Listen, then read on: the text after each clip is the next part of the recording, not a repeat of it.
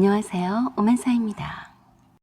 김장철인 이맘때쯤이면 정말로 저에게는 좋지 않은 기억이 있습니다. 그 사건 이후로 저는 김장이 김자도 듣기가 싫었어요. 그래서 그 이후로는 단 한 번도 김장을 해본 역사가 없네요. 남편과 결혼을 한 지 4년이 지났을 무렵에 동서가 서방님과 결혼을 했어요. 서방님은 평범한 샐러리맨인 남편과는 달리 스펙이 화려했습니다. 명문대를 졸업을 한 데다가 잘나간 대기업에 다니고 있었어요. 그래서 늘 시어머니의 자랑이셨죠. 그뿐이겠어요. 결혼도 어쩜 그렇게도 시어머니의 마음에 쏙 들게도 잘하셨는지 엄청 시어머니의 동서 사랑은 말도 못했습니다. 동서는 딸만 있는 부잣집의 딸이었으니까요. 동서와 결혼을 한 것만으로도 로또를 맞았다며 좋아 죽고 못 살았어요. 서방님이 장인의 재산을 고스란히 물려받게 생겼다면서요. 그리고 동서는 혼수도 시어머니 입이 찢어질 만큼 잘해왔어요. 늘 검소하게 사셨던 시어머니에게 평생에 명품백이란 걸 구경도 하지 않으셨던 분이셨는데 처음으로 동서에게 명품백을 선물을 받으셨어요. 붙어있는 가격에 놀라서 장롱에 고이 모셔놓고 행여나 기스라도 날까 싶어서 애지중지하며 잘 들고 다니시지도 못하세요. 거기에다가 동서는 신혼집도 장만을 해왔어요. 그랬으니 시어머니는 가는 곳마다 새며느리인 동서 자랑을 입에 달고 다니셨습니다. 제가 봐도 동서는 시어머니 이쁨을 받기에는 부족함이 없어 보였어요. 시어머니 입장도 충분히 이해하겠더라고요. 그래서 처음에는 새 식구 감싸는 시어머니의 태도에 대해서 불만이 없었습니다.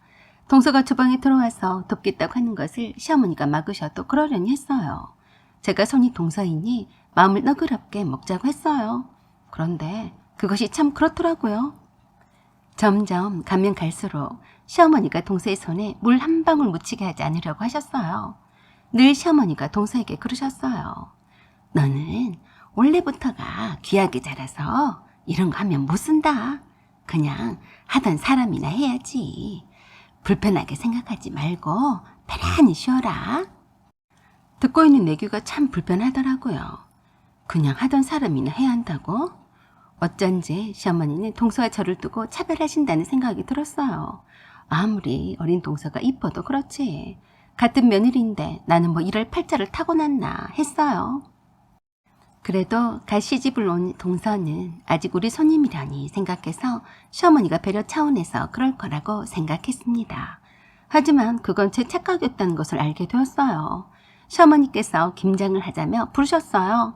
제가 결혼 직후부터 매년마다 시어머니와 함께 김장을 했습니다.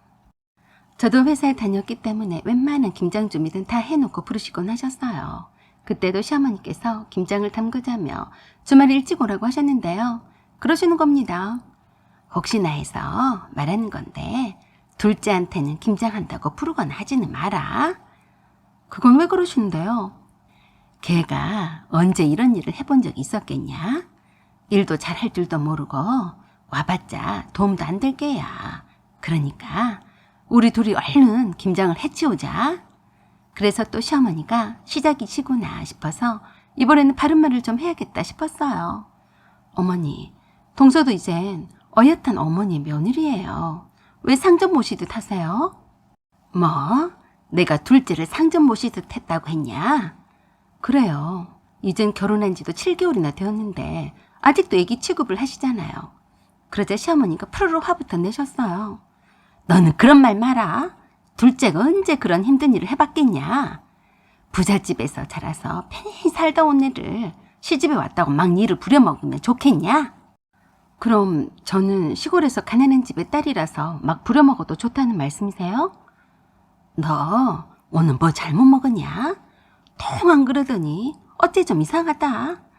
이제껏 손끝이 안 무지게 일만 잘하더니만 웬 불만이 그렇게 많냐? 그래도 한 김에 따박따박 조리 있게 대꾸했습니다. 어머니, 저도 어머니 며느리인데 제가 처음에 시집 왔던 첫 해부터 어머니가 김장하신다고 하면 싫다고 한 적이 있었어요? 저도 시집 오기 전에는 손에 물 한 방울 안 묻히고 귀하게 자랐어요. 그러자 이해가 안 되는 말씀만 하셨습니다. 네가 작은 애랑 같니? 너는 맏며느리가 되어가지고 왜 이렇게 속이 좁냐? 제가 동서랑 다른 게 뭐가 있어요? 시끄럽다. 네가 몰라서 그러냐? 작은 애는 귀하디 귀하게 자라서 고맙게도 이렇게 가난한 집에 시집을 왔는데 얼마나 고맙냐? 안 그러냐? 그러니까 저는 가난한 농촌 출신의 딸이라 그저 고마울 것도 말 것도 없으니 조용 입이나 닥치고 있으라는 말씀이셨어요. 저는 인간인데 왜 빈정이 상하지 않았겠어요. 실제 그렇더라도 말씀만이라도 그렇게 하지 않았으면 더 좋았을 것을. 큰 며느리에 대한 배려는 온데간데 없더라고요. 이쯤 되어버리자 저도 꼬라지가 있다는 것을 보여주고 싶었어요.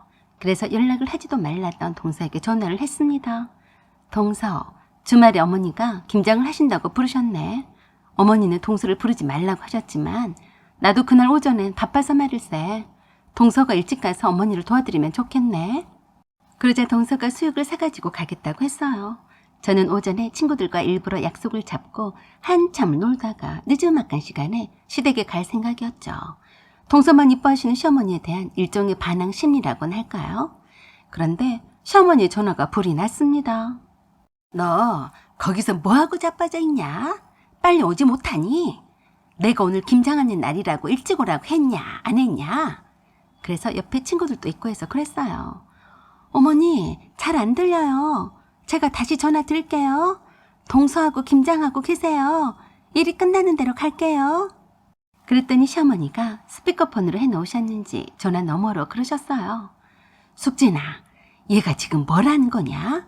김장도 못하고 오늘 날 3개 생겼다. 아무리 바빠도 내가 김장하는 날이라고 했으니까 시간을 비웠어야지. 이게 뭔 짓이냐? 시어머니는 일꾼인 제가 오지 않았으니 김장을 할 수도 없는 형편이라 기가 막히다는 말씀이었어요. 그래서 일부러 해질 무렵에 딱 맞춰서 시댁에 갔습니다. 어머니, 죄송해요. 일이 늦게 끝나서요. 그랬더니 주방에서 나오시는 시어머니가 저를 보시더니 버럭 화를 내셨어요. 이제 오면 언제 김장을 한다고 그러냐? 날도 다 어두워졌는데 네 동서는 여태 밥도 못 먹고 쫄쫄 굶었다. 얼른 앞치마 두르고 수육이나 삶고 겉절이라도 해서 먹자. 깜짝 놀라고 말았어요. 어머니, 아직도 김장을 하나도 손도 안 대셨어요? 그러자 저에게 크게 삿대질까지 하시면서 그러셨습니다. 사돈 남말하고 있네. 누가 할 소리를? 네가 이제서 왔으면서 그게 할 소리냐? 어여 배고프니까 수육도 삶고 지금이라도 김장해야지. 어쩌겠냐? 손이 없나 발이 없나 제가 올 때까지만을 기다리고 있었다니 어이가 없었어요. 그래서 만만한 동서에게 따져 물었죠. 동서, 지금까지 뭐하느라 아무것도 하지 않고 있었어? 네, 형님, 그게요. 어머니가 손도 대지 말라고 하셨어요. 라고 말하는 동서의 말을 중간에 끊고 시어머니가 동서에게 그러셨어요. 숙진아, 네가 할 일은 여기 없다. 이제라도 큰애가 왔으니까 너는 그저 큰애가 삶아준 수육에다 겉절이를 맛있게 묻혀서 먹기만 하면 된다. 알았냐? 시어머니는 제가 김장하는 날인 줄 알면서도 늦게 왔다고 아주 괘씸해하는 표정으로 말씀하셨는데 저는 복창이 터지는 줄 알았어요. 어머니, 뭘 하셨어요? 저는 김장이나 하고 수육이나 삶아서 동서한테 갖다 바쳐라 이 말씀이세요? 제가 없으면 어머니나 동서는 김장을 못 하세요? 그랬더니 늦게 온 주제에 어디서 큰 소리냐며 난리도 아니었습니다. 그런 시어머니한테 화가 나는데 참기가 힘들었어요. 저도 모르게 주방에 들어가서 젖국물을 들어다가 거실에 다 엎어버렸어요. 순식간에 일어난 일이라 시어머니가 놀라 자빠지셨습니다.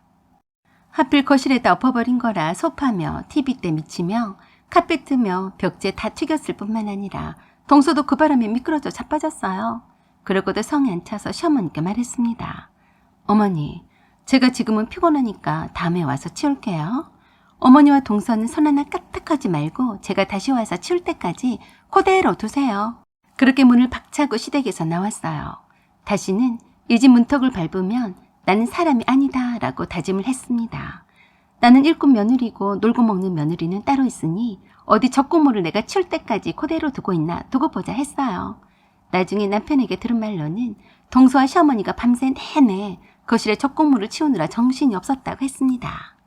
그 뒤로 일절 시댁에 가지 않았어요. 김장이든 김치든 사 먹기로 했습니다. 시어머니도 그동안 일 잘했던 큰며느리가 없으니 어쩔 수 없이 동서를 데리고 김장을 했던 모양이었어요.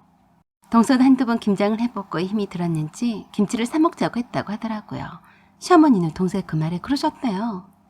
너도 김치 사 먹기 좋아하는 네 형님을 닮았냐? 그가 조금 일해놓고 엄살이냐? 너도 좀 큰애를 닮아봐라. 너 데리고 일하려고 하니까 속이 다 터진다. 시어머니도 저의 빈자리가 아쉬웠나 보더라고요. 그렇게나 이뻐 죽고 못 살던 시어머니도 동서 사랑이 식으셨는지 한 번씩 동서에게 저를 두둔하는 말을 한다고 했습니다. 세상 살다 보니 별꼴을 다 본다 했습니다. 사연은 여기까지입니다. 구독과 좋아요 부탁드려요. 감사합니다.